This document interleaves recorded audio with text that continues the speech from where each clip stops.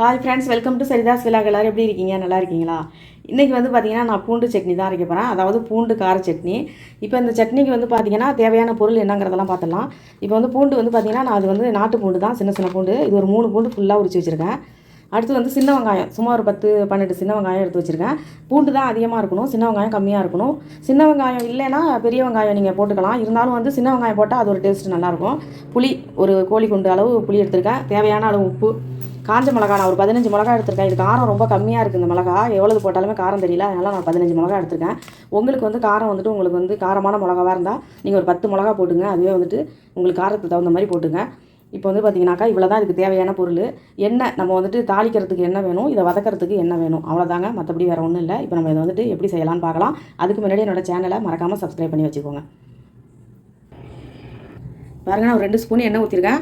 இது வந்து நல்லெண்ணெய் ஊற்றலாம், தாளிக்கிறப்ப தான் நல்லெண்ணெய் ஊற்ற போகிறேன். இது வந்துட்டு நம்ம சமையலுக்கு பயன்படுத்துகிற சாதாரண நம்ம ஆயில் தான் ஊற்றிருக்கேன்.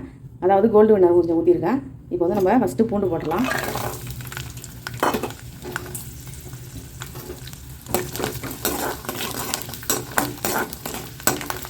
கொஞ்சம் வதங்கட்டும்.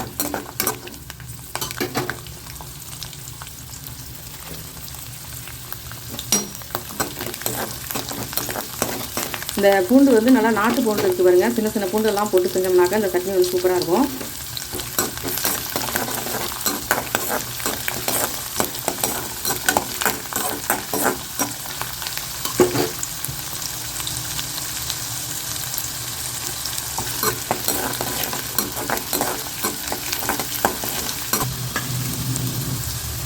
இது பாருங்கள், பூண்டு வந்துட்டு நல்லா ஓரளவுக்கு கலர் மாறுது. இப்போ இந்த சமயம் மிளகா போட்டுடலாம். மிளகா வந்து நல்லா வருந்து பாருங்கள், நல்லா கலரும் மாறிடுச்சு. இப்போ வந்து வெங்காயம் போடலாம். இந்த புளியும் இதிலே போட்டுடலாம். சட்னிக்கு தேவையான உப்பு போட்டுடலாம். வெங்காயமும் நல்லா வதங்கிடுச்சு. இப்போ வந்து ஸ்டவ் ஆஃப் பண்ணிடலாம். இது நல்லா ஆறட்டும். ஆறினதுக்கப்புறம் நம்ம வந்து அரைச்சிடலாம்.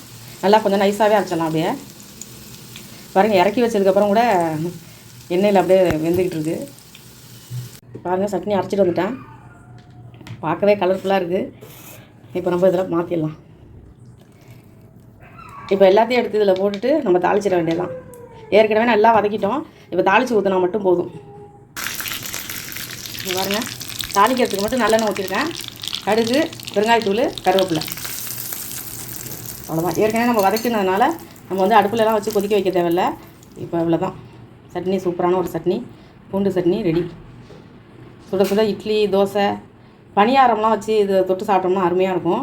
கார பணியாரம்லாம் வச்சு தொட்டு சாப்பிட்டா சூப்பராக இருக்கும். தயிர் சாதத்து கூட தொட்டு சாப்பிட்லாம், சூப்பராக இருக்கும். ஓகே, இது மாதிரி நீங்களும் ட்ரை பண்ணி பாருங்கள். எப்படி இருந்துச்சுன்னு எனக்கு கமெண்ட் பண்ணுங்கள். இந்த வீடியோ உங்களுக்கு பிடிச்சிருந்தா லைக் பண்ணுங்கள், ஷேர் பண்ணுங்கள், சப்ஸ்கிரைப் பண்ணுங்கள். நன்றிங்க.